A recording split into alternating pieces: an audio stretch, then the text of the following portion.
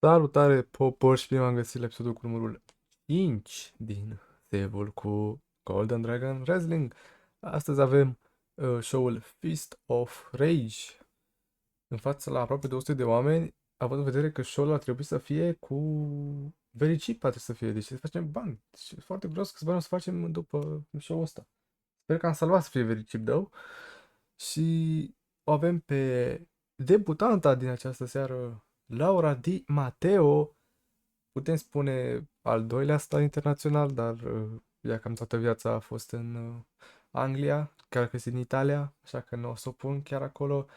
O bate pe Millie McKenzie cu un quick roll-up, un win norocos la debut pentru Laura Di Matteo. Apoi am avut un 2 vs 2, Jack Jester debutând pentru compania noastră alături de Tate Mayfairs.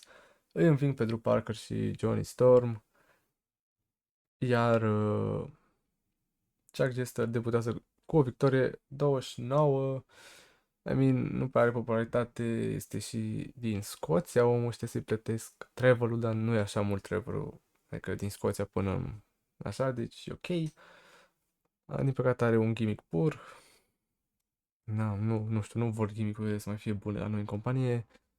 Și aparent Drew Parker și Johnny Storm nu au niciun chemistry. Bine de știut. Adică, oricum se trage Johnny Storm, ăsta va fi pe ultimul show, show următor va fi ultimul show. Și după meci, Drew Parker nu pare este mulțumit cu rezultatul meciului, iar acesta îl challenge-uiește pe Jack Jester la un match săptămâna viitoare, show următor care va fi tot în aprilie, pentru că vreau să văd dacă crezi de mai multe ori la Tiny, că nu mai știu. Iar Jack Jester acceptă doar cu o condiție. Această condiție este ca meciul dintre cei doi săptămâna viitoare să fie primul death match din istoria companiei. Deci săptămâna viitoare, show următor, Drew Parker și Jack Jester într-un death match. Primul din istoria companiei. Sunt foarte curios cum o să fie. Bun, în main event îi avem pe Mark Haskins și Jody Fleisch învingându-i pe Spike Trivet și noul campion la masculin Eddie Dennis. Jody Fleisch îl pinuiește pe Spike Trivet. Și vedem aici cea mai bună performanță a lui Mark Haskins după aia lui Jody Fleisch. Bine, a fost un stil de show și are mult aerial Jody Fleisch și da. Și a fost un pick of his game Mark Haskins, dar nu e nicio problemă. Și după meci, Jody Fleisch îl challenge-uiește pe Eddie Dennis pentru titlu la masculin și show-ul următor vom avea Jody Fleisch vs Eddie Dennis pentru titlul GDW Men's, mai precis. Și în main eventul din această seară, Charlie Evans o învinge pe Dani Luna, ajutat de Millie McKenzie, și câștigă titlul GDW Women's și devine a doua campioană din istoria companiei și primul campion overall care să nu fie din UK. Și clar o performanță mai bună decât Dani Luna, a fost și off her game, deci putea avea și mai mult. Și după meci, Medusa Complex nu se potolesc și o atacă pe Dani Luna, dar Laura Di Matteo o salvează și așa se termină show-ul cu o nouă campioană, Charlie Evans. 42 rating pentru că avem aceste minusuri, din păcate, la producție. Nu avem bani așa mulți ca să pot să fac ceva în legătură cu chestia asta, deci, da. Dani Luna va primi cuvinte de laudă, să zic așa, și o să dăm și lui... Are și lui campion, să dăm la fosta campion și la actualul campion. Uite, a fost happy și el a fost pleased. Bun, le-am crescut moralul la amândoi. Da, vedem că am făcut din tichete 1188. Deci, da, o duce mult mai bine acum. Am scăzut doar 115, deci nu e chiar așa, am crezut la 18, nu e chiar așa non-profit să facem 2 show-uri pe lună.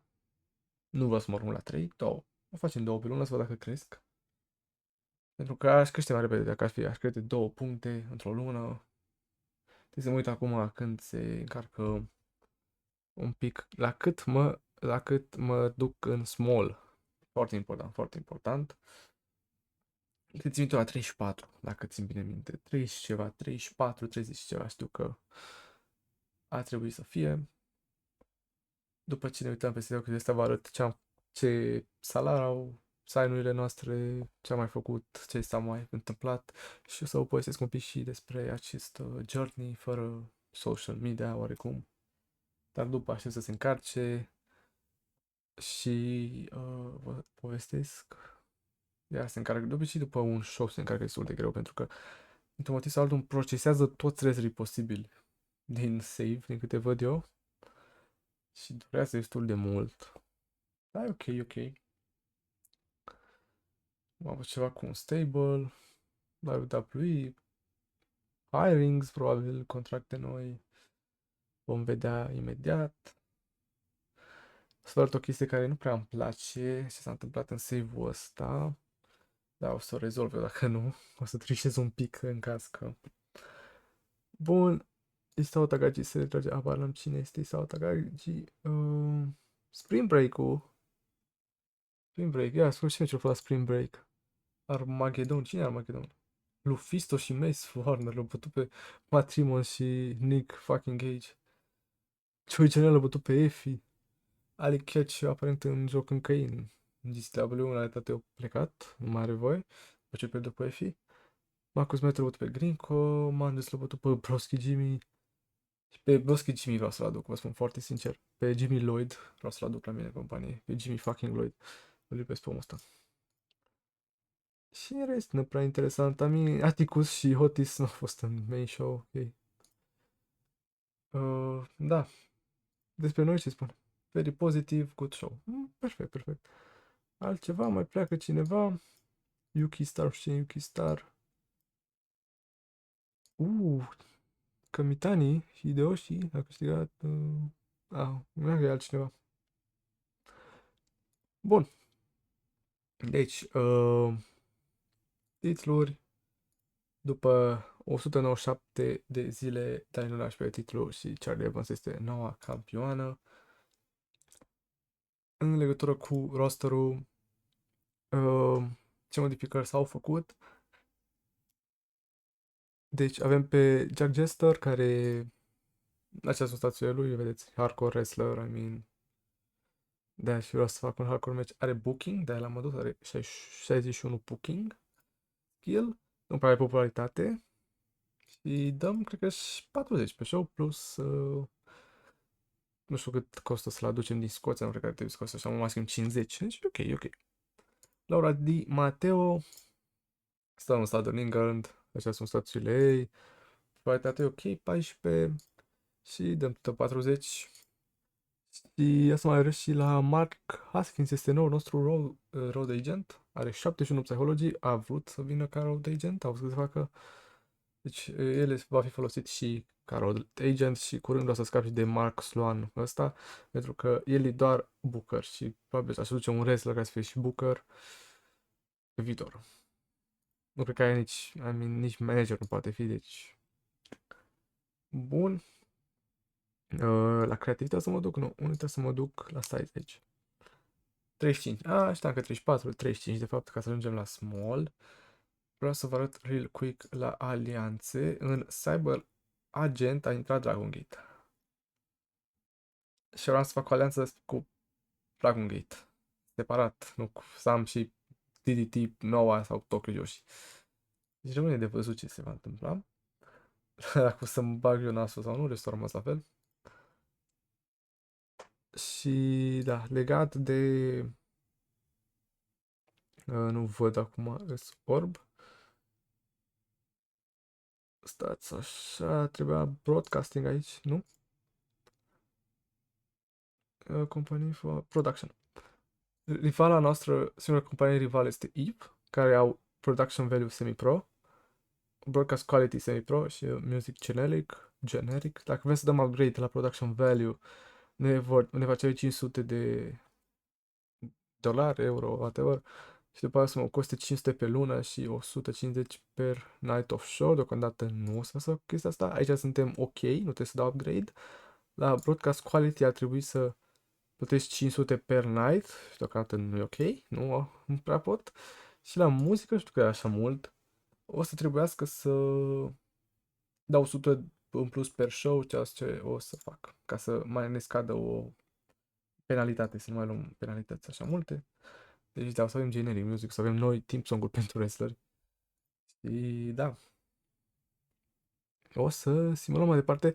Următorul show va fi Money for Nothing, nu va fi în 60 va fi tot luna asta, o să văd după cum o să-l pun, vă arăt la show. Și vreau să vă povestesc un pic și ce am mai făcut eu. Astăzi este ziua 3, în teorie, fără Insta, fără TikTok, fără astea. Și da, e nice, pretty nice. I mean, ieri, în ziua 2, cum ar veni, ieri am fost la Spider-Man, am văzut Spider-Man. A fost un film interesant, pot spune, nu vreau să dau spoilere sau ceva, dar a fost interesant. Nu știu, nu m-am uitat niciun Spider-Man în viața mea, a fost primul meu Spider-Man pe care l-am văzut, deci nu știam lore-ul. Să fiu sincer, nici nu m-am interesat să mă duc, deci... Na, ce mai mi povesti cu cine a fost? Atât. Ca în rest, nu aveam habar ce prea se întâmplă. Și lucrurile merg ok, merg ok. Pot spune că, na, presupun că voi reveni. M-am gândit așa, nu știu, mă gândeam până în 14 august, acum m-aș gândi, hai până în 11, adică să fie fix o săptămână. Și probabil așa o să fac, probabil în 11 august ceva în genul să revin pe social media după o săptămână de pauză. Și până acum mai pot spune că sunt niște modificări în bine. Sunt ca niște modificări în bine. Nu prea am folosesc telefonul așa mult. Adică dacă le folosesc pentru YouTube, că stau în pat, de exemplu, când nu vin la PC. Și Hoppa, Taichi și Mori pleacă din New Japan. Na, sunt foarte interesate Taichi și Mori, mai ales că ce 30. Păi, este stația de Taichi și Mori. Mai patru popularitate, da. Altceva, Chris Hero rămâne cu AEW, nu știu dacă nici în realitate. Kagetora. Am să vă arăt un pic la shortlist, nu știu dacă am mai băgat Razer pe shortlist. O să vă arăt niște sign-uri. Darby Allin este în Juggalo Championship Wrestling și eu dat și TNA ofertă. O să mă uit? Nu, o să vă uit la... Nu, cred că au refuzat. Da. Au refuzat TNA-ul și au mers în Juggalo Championship Wrestling. Pretty funny. Apoi am mai văzut încă un wrestler, am vrut să vă mai arăt.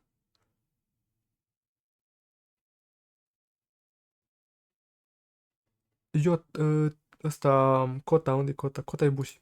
Kota Ibushi a semnat exclusiv cu New Japan Pro Wrestling pentru 18 luni. Din păcate, când am văzut oferta, am văzut că și-o venit din accidentare. M-am uitat la stațuri. Am zis, ok. Popularitate compensează stațurile. M-am uitat pe el. 30 îmi cerea. Băi, și era și activ în ăsta. Deci, din nou l-am dar nu mai era realistic.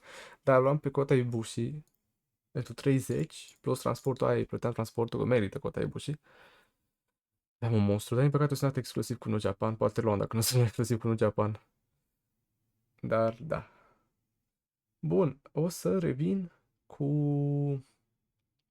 următorul show. Money for Nothing 1. Bun, am revenit și cu show-ul 2 din acest episod. Money for Nothing 1.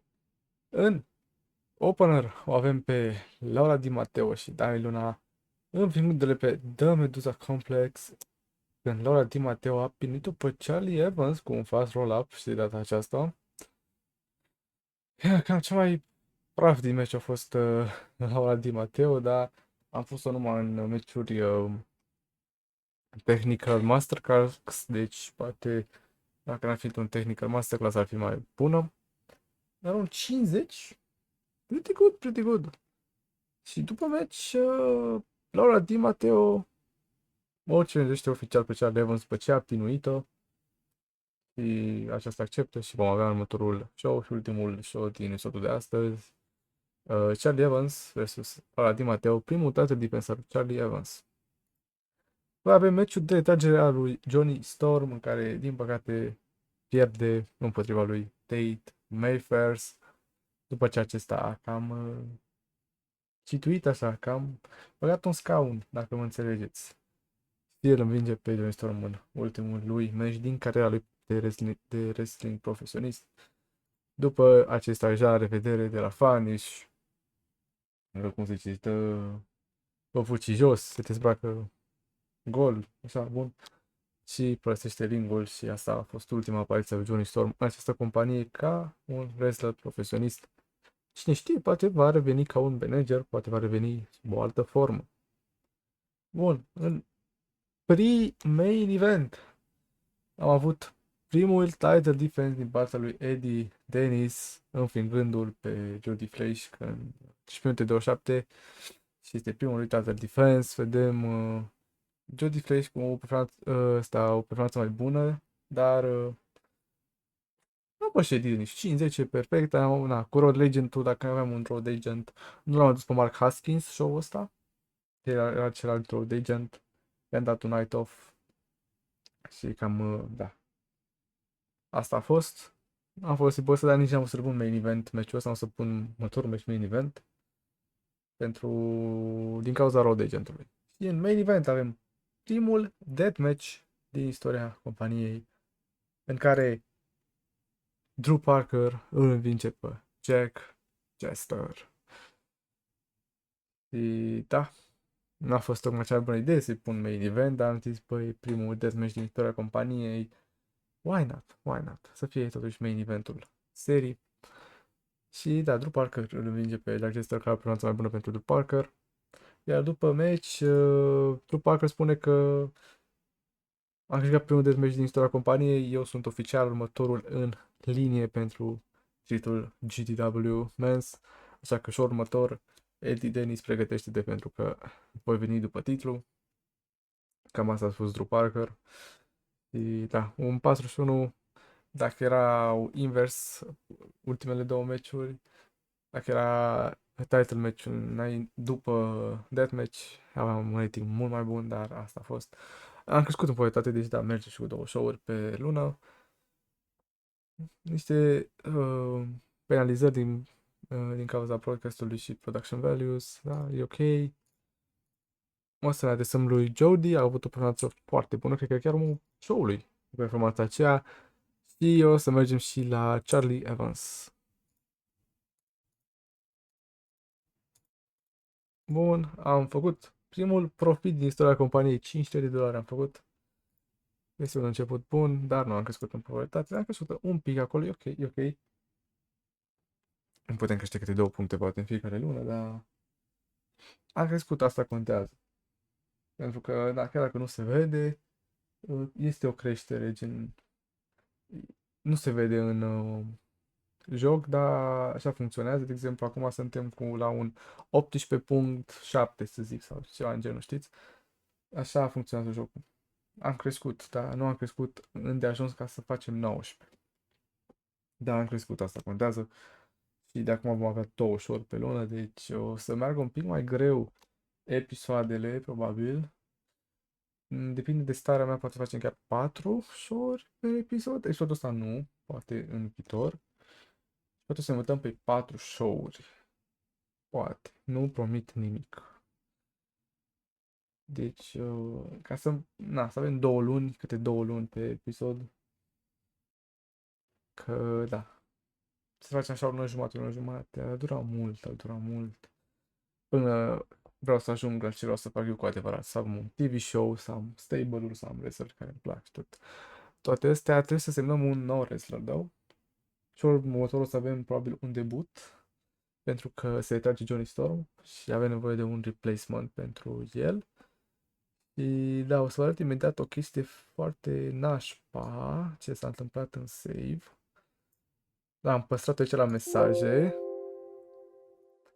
Darby, All-In și cu MJF semnează cu WWE. Tradează și semnează cu WWE, din păcate. Asta este. Până la urmă MJF semnează cu WWE, ceea ce aștepta fanii WWE de mult, mult timp. Și da, o să revin cu chiar primul show din istoria companiei. Va fi Aces High 2 sau 2027, nu sunt sigur. Dar este cel mai bun show din istoria companiei, cred. Nu aici, top 100. Nu, of the World am trecut. E locul 2. Dar o să revină. Aces High în mai, aparent. Deci da, voi reveni cu ce aducem în loc de Johnny Storm și cu Aces High pentru un ultim show din acest episod. Bun, avem și ultimul show din acest episod, Aces High, primul show din companie, iată că își face revenirea în episodul cu numărul 5. Avem un pic mai scăzută audiența, să zic așa, pentru că în Regional Battle am luat locul 3 din 4, așa că ne-a redus attendance-ul cu 5%. Asta este. În opener avem pe Mil McKenzie și Heidi Catrina învingându-le pe Diana și pe Erin Angel. Am uitat și meciul ăsta pentru că n-am fost în companie încă, deci why de ce să nu facem acum? Heidi Catrina a dat summit lui Erin Angel. Și da, mai mult un filler, să zic așa, nu... Da. Rivalitatea sunt Dani Luna, Mil McKenzie, Charlie Evans. Da, cam asta a fost în general. Da, și pentru că am și gay chemistry între Mil McKenzie și Heidi Catrina. Apoi, în al doilea meci, avem pe Jordy Fleisch și Mark Haskins învingându-i pe Spike Trivet și Jack Jester. Într-un meci chiar bun, un stil de show. Știu că Jack Jester nu este cu treaba asta, o Spike Trivet care a performanță destul de bună. Mark Haskins, Sims Office Game și-a avut 65. Deci clar e la un nivel destul de înalt Mark Haskins, mai ales și la stil de show. Interesant, interesant, da. După meci, Mark Haskins spune că își vrea titlul înapoi, că nu va lăsa așa lucrurile cu Eddie Dennis și că în viitor o să îl challenge-ească. Deocamdată nu vrea să vină așa, vrea să challenge-uiesc, vrea să mai câștige niște meciuri, să mai aibă niște, un moment mai mare, să aibă niște meciuri câștigate și după va veni și după titlul lui Eddie Dennis. Până atunci îl lasă cu ceilalți competitori să aibă meci. Și da, Mark Haskins spune oficial că își va titlul înapoi.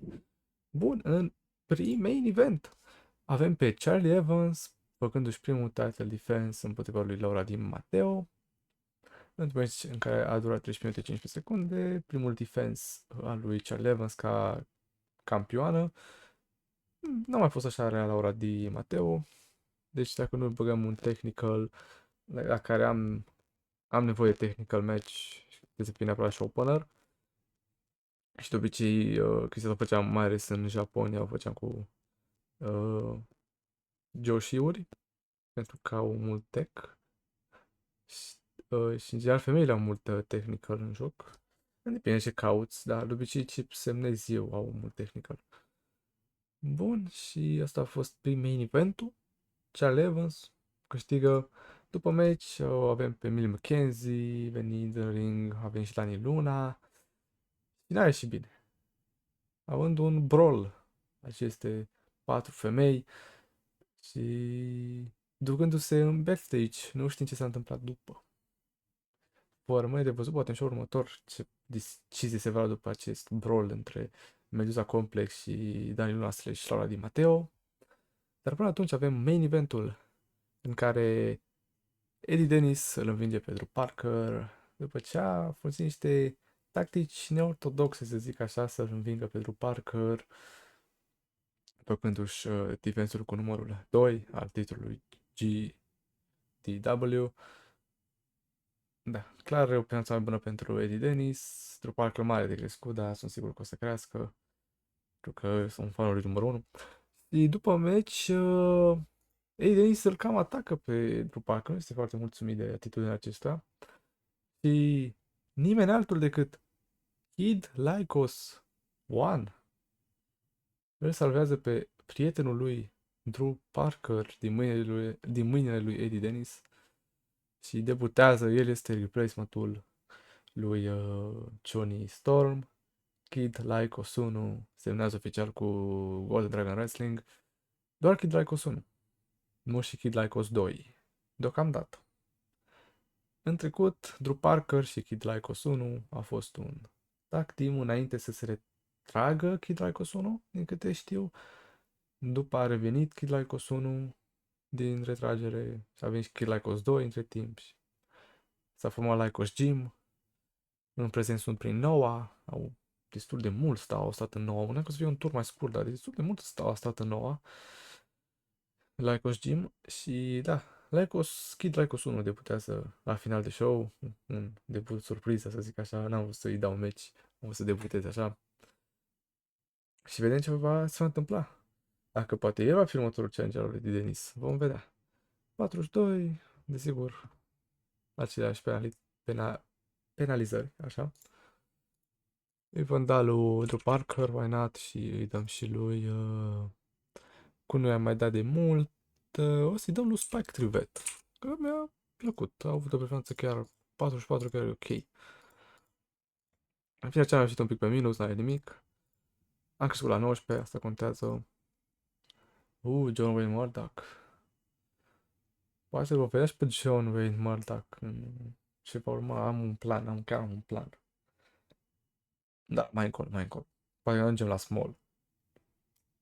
Și o să avem colaborări cu mai multe companii, atunci am un plan. Un plan așa cu niște wrestler mai hardcore.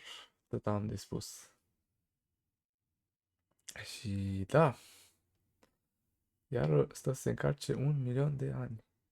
În general vreau să cam 2 minute să se încarce gen de la o zi la alta.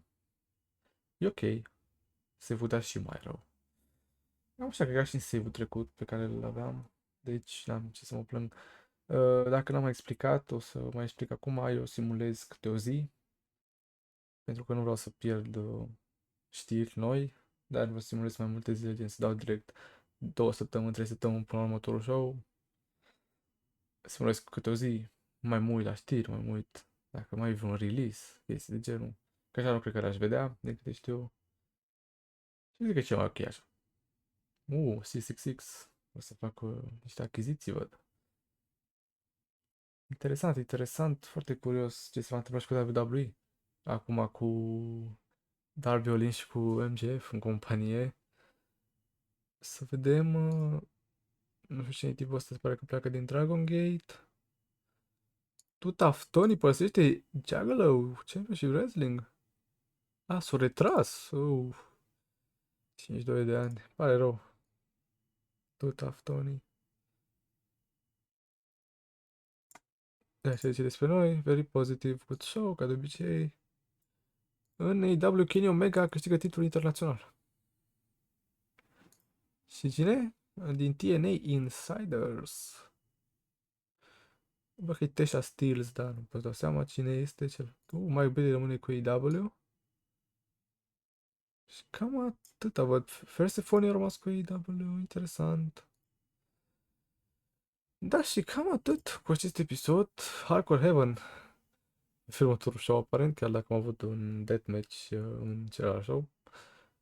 Pe final de show, astea sunt titlurile, campionii. 36 de zile pentru Charlie Evans, pentru Eddie Dennis 5-7.